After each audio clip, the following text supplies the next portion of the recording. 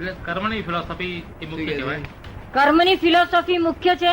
હે કર્મની ફિલોસોફી મુખ્ય કહેવાય. હા, એ તો ફિલોસોફી છે ખોટી એમાં છે જ નહીં. એમાં સંચિત કર્મ અને ક્રિયમાણ કર્મનું અસ્તિત્વ ખરું? આ બધામાં ફેર શું કે છે? સંચિત કર્મ અને ક્રિયમાણ કર્મ એનું અસ્તિત્વ ખરું. ખરું ને? સંચિત કર્મ જ્યાં સુધી પૂરા ના થાય ત્યાં હે? સુધી સંચિત કર્મ જ્યાં સુધી પૂરા ના થાય ત્યાં સુધી દરેક અવતારમાં એનું ફળ ભોગવવું પડે એ જે થિયરી છે એ સાચી? શું સંચિત? સાચું છે. એવું છે ને કે આવે છે કે નહીં એ પૂછો. આ જો કે સારું પણ એમને માર્ગદર્શન આપ્યું. સંચિત કર્મ કર્મો ભોગવતા પણ મુક્તિ અનુભવી શકે છે કે મુક્ત અવસ્થા રહી શકાય છે? એ તો રહી શકાય પણ તે તો એનો જ્ઞાન બહુ છે ને. પણ જ્ઞાન છે. અમે જ્ઞાન આપીએ તમને. આ તમે આ દ્રષ્ટિ છે ને તે તમને આ દેહ દ્રષ્ટિ છે. કેવી છે? દેહ દ્રષ્ટિ છે, અગર તો વિનાશી દ્રષ્ટિ છે. કેવી છે? વિનાશી દ્રષ્ટિ. બધી વિનાશી ચીજો જોનારી તમારી દ્રષ્ટિ છે. ત્યાં સુધી તમને આ ફળ મળે નહીં. અમે તમને બીજી દ્રષ્ટિ કરી આપી અવિનાશની. બરોબર. સમજો ને? એટલે આ દ્રષ્ટિ રોગ છે બધો. આ બાજુ જુઓ એટલે પેલી પાછી બાજુ ના દેખાય.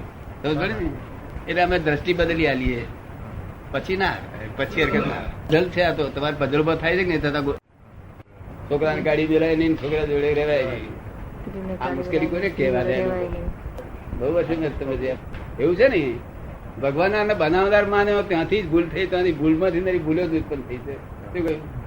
એટલે આ ભૂલો જેમ જેમ કરેક્ટ જાણ્યું નહીં એટલે બધી ભૂલો જ ઉત્પન્ન થાય ને. ભગવાન બનાવનાર થયો એટલે આગળ ધોવાનું રહ્યું જ નહીં. આપણે તપાસ જ કરવાની રહી નહીં.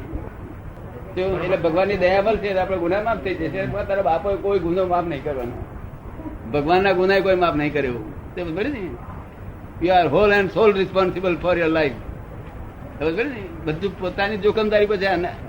અનંત અવતારથી આપણી જોખમદારી પર જ ચાલી રહ્યા છે. કોઈની બીજો કોઈ એમ દખલ નથી, આડખીલી નથી. તમને કોઈ કશું આડખીલી જ કરી શકે નહીં. આખું વડોદરા શહેરમાં લગભગ 50% ચોર હોય તોય તમે છે તે ગજામ પૈસા લીધે તમને અડે નહીં.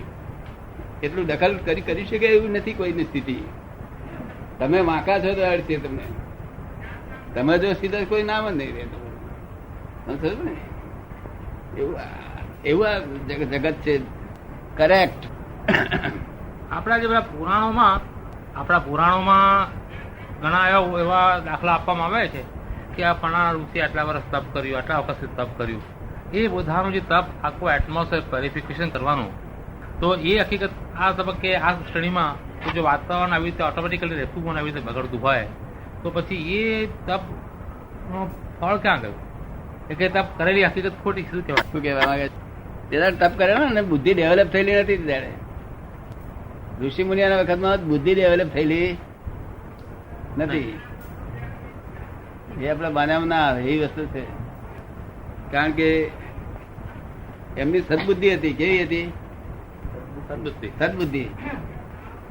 અને દુર્બુદ્ધિ હતી નહીં એમનામાં. દુર્બુદ્ધિ તો બીજા માણસો હતા, બીજા જે ધર્મ નતા સમજતા તે લોકો દુર્બુદ્ધિ વાળા હતા.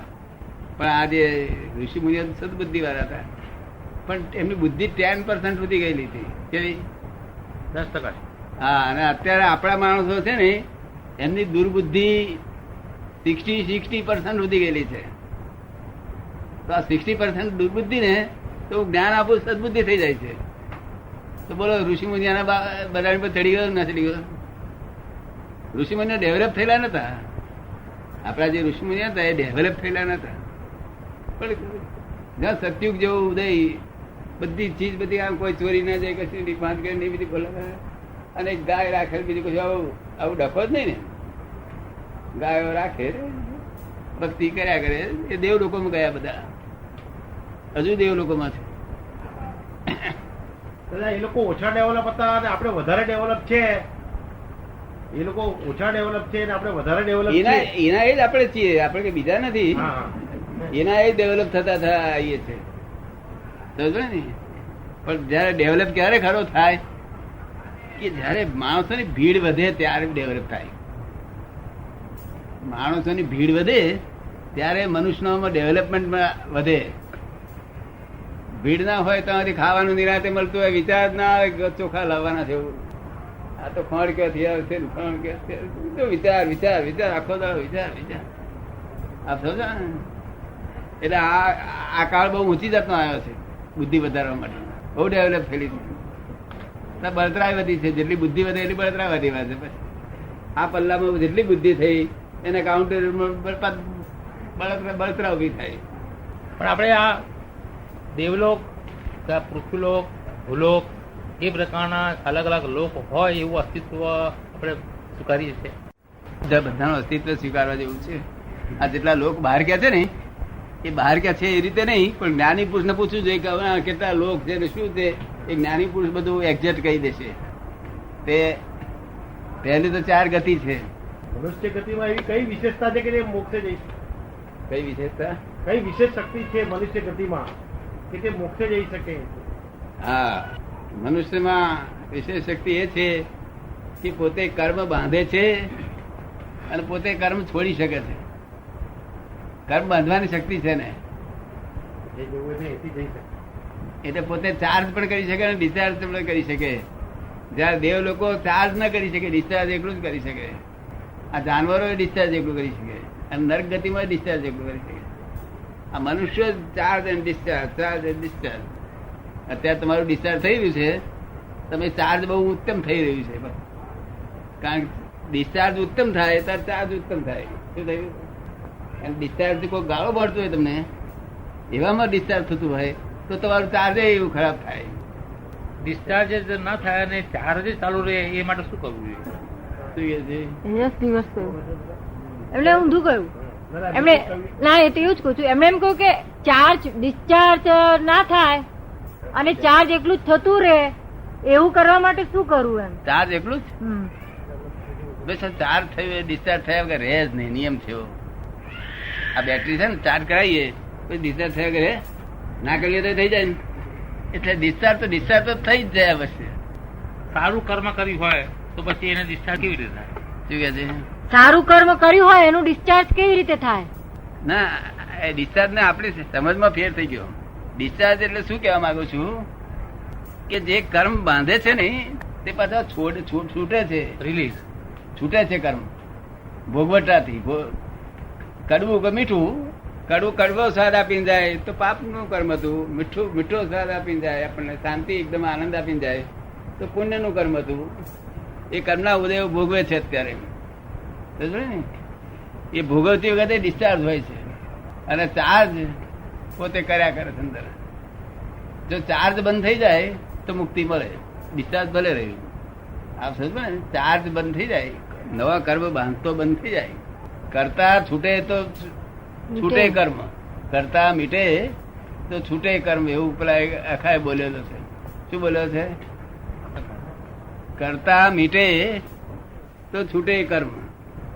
કરતા પણ જો છૂટી જાય તો કર્મ બંધાતો અટકી જાય.